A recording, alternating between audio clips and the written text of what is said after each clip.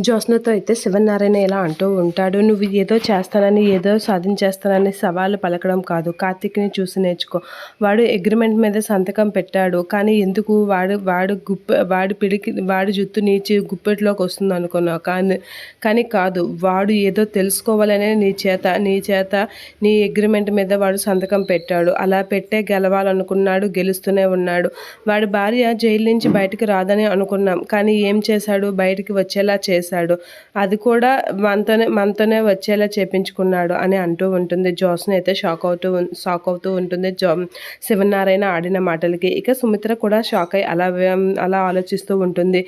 ఇక వాళ్ళ భార్య ప్రాణాలు పోతాయి, ప్రాణాలు కాపాడుకోలేడు అనుకున్నాం. మనల్ని సాయం అడిగాడు. మనం సాయం చేయపోయేసరికి మనతోనే సాయం చేసేలా అగ్రిమెంట్ పేరో ఏదో ఒకటి చెప్పి మనతో సాయం చేసేలా చేసుకున్నాడు. వాడి భార్య ప్రాణాలు కాపాడుకున్నాడు.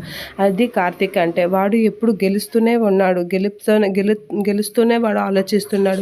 వాడు చేసిన గెలవడం కోసమే చేస్తున్నాడు. వాడు ఎప్పుడు గెలుస్తూనే వస్తున్నాడు. వాడి గురించి నాకు బాగా తెలుసు. వాడు అగ్రిమెంట్ మీద సంతకం పెట్టాడు అంటే ఏదో పెద్ద ప్లానే వేశాడు. ఆ పెద్ద ప్లాన్ ఏంటో నీకు అది తెలుసుకోవాలి అని చెప్పేసి అంటూ ఉంటాడు. నువ్వు అగ్రిమెంట్ మీద సంతకం పెట్టేసి అవార్డు నీ చేతిలోకి వచ్చేసిందని ఇదయ్యావు. కానీ అవార్డు వాడు నీకు ఇచ్చినట్లుగా ఇచ్చి వాళ్ళ భార్యతో ప్లాన్ చేసి ఆ అవార్డు వాడికి వచ్చేలా, అదే అవార్డు మన చేతుల మీదుగా వాడికి ఇచ్చేలా చేసుకున్నాడు.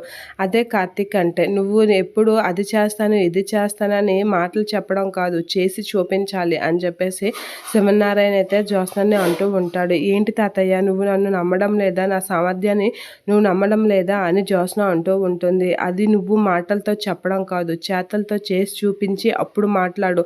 అంతవరకు నువ్వు నేను అది చేస్తాను, ఇది చేస్తానని చెప్పకు" అని శివనారాయణ అయితే జ్యోత్స్నకి సీరియస్గా అంటూ ఉంటాడు. అలా అంటున్నానే అక్కడి నుంచి అయితే వెళ్ళిపోతూ ఉంటాడు. ఈసారి ఎలా అయినా భావని తొక్కాలి అనేది అనుకుంటూ ఉంటుంది జ్యోత్స్న.